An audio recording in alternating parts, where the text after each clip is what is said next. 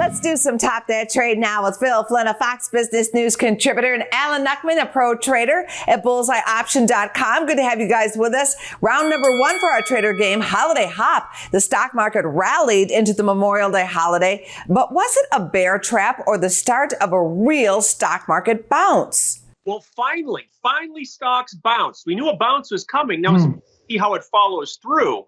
That's the million-dollar question. But this is the fourth time that it looked like a bottom was in place. What we need to see is an advance this week and close above last Friday's finish, and that would be the beginning of this bottom from a very, very oversold condition. I think the bottom's in, and it was kind of crazy. We were on the Fox Business Next with Liz Clayman, and we had just a list of people say, oh my gosh, the bottom's not in. We're waiting for capitulation. But I'm looking at the chart, and we bounced off the Bollinger Band, and we bounced off of bear market territory. Right. We had this type of correction over the last couple of years, 3 or 4 times, and it is yet to proven it can stay in bear market territory for only the brief of instant. So I think the market looks solid. I think we've priced in a lot of the interest rates, all the bad news, and now we're going to start pricing in the good news, and that means stocks higher. Inflation is on the decline for real this time. So let's see if that's finally the psychological turn that we're looking for. Round number 2, TINA trade. TINA is an acronym for the phrase, there is no alternative. Goldman Sachs says a place to be is commodities and not in stocks. What is your pick to click?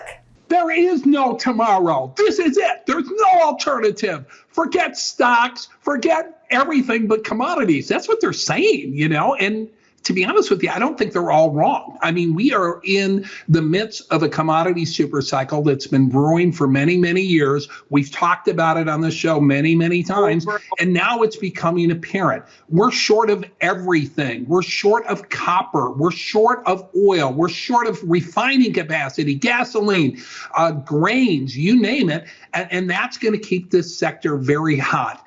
Usually the biggest concern in a commodity bull market is that high prices cure high prices. We could see a demand response at some point, but so far the demand response has been muted. That means that we still have a long way to go. So definitely you want some exposure to commodity and commodity stocks. This is nothing new for us, but it's nice to see Goldman Sachs is the one making this call. And I actually like where Goldman Sachs stock is right now. As far as individual commodities, Phil says copper. I'm looking at copper. It's had a nice pullback. That market still has a lot more upside. But looking at Goldman Sachs stock, we've been trading between 300 and 350 for the last few months. This move above 325 could give it some legs. It was at 400 plus not so long ago. So my theme for today is beaten up banks. And I think they're making a good call, and I think their stock is undervalued as well. Round number 3, rise up rates. Those good old dividend stocks that have been stalwarts in the market have been trounced. But which ones are still a go for the yield? Well, I think we can go back to the commodity stock. EOG Resources was one that's on the top of their list, but I'm going to go a little crazy. I'm going to go a stock called Brightspire. The stock is BRSP is the symbol. This is a stock that makes loans, and usually low margin loans. So when the interest rates go up, instead of being hurt by that, you actually get paid more. So not only do you get a dividend, you supposedly make more money as interest rates go up, assuming that everybody doesn't default. But that's a different question. Stocks around, under $10, it pays a dividend. I think it's a good shot down here. So dividend stocks are getting a lot of attention now because obviously people are looking for yield when you're seeing the markets decline.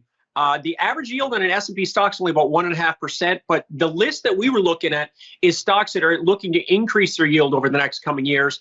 And I also picked a banking stock here. I picked Citibank, and Citi has been bouncing around this 45 to 50 level, and the halfway point is 60. But in the bigger picture, there's a stock, Altera, that has actually made new highs here. It has a 7% yield, new highs here in May. So smoke them if you got them, but I guess that stock's been paying out, and that doesn't look to change anytime soon. For your bonus round question today, we are talking June swoon. June is known for a month of selling, but is it the worst month of the year for the market? No. I think the answer is no. I think a lot of people think it is sell in May and go away, but especially during maybe since 1950. But I will say that it hasn't been true for the last decade.